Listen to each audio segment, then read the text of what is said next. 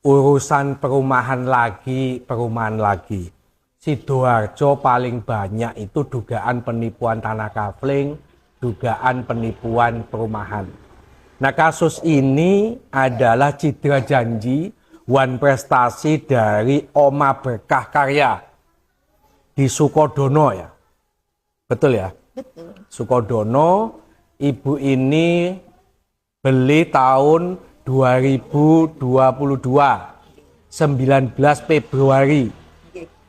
Harga rumah 219 juta.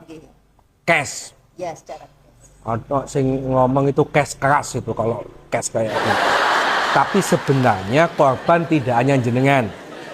Ada sekitar 11 rumah yang tidak jadi-jadi. Ya dibangun tapi cuma 30%. Sampean dibangun tembok.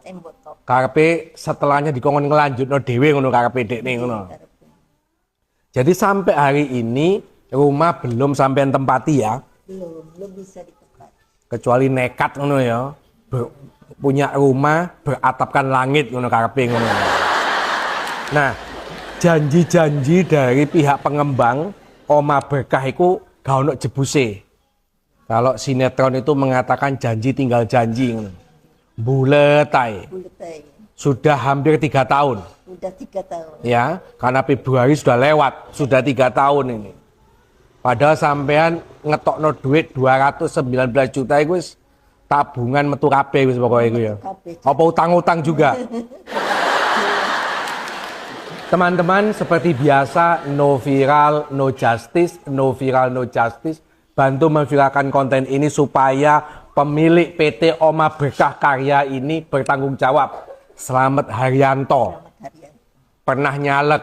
Pernah. Podo masih aku ya pernah nyalek. Podo gak dadine. Bedanya aku gak bermasalah ambek masyarakat kan. Yang kedua, viralkan konten ini supaya menjadi edukasi kepada masyarakat. Hati-hati kalau mau beli tanah kafling. Hati-hati kalau mau beli perumahan. Ojo anggar tuku karena ada rumah contoh bagus. Harganya juga tidak mahal. Mbok bayar, jangan. Lihat rekam jejak developernya ini, bagus atau tidak. Kalau memang tidak jelas, saya menyarankan jangan beli.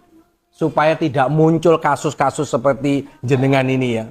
Wes kadung bayar lunas, sampai ono sing dimasukkan ke bank. Tapi tetap gak jadi-jadi. Viralkan supaya konten ini menjadi edukasi.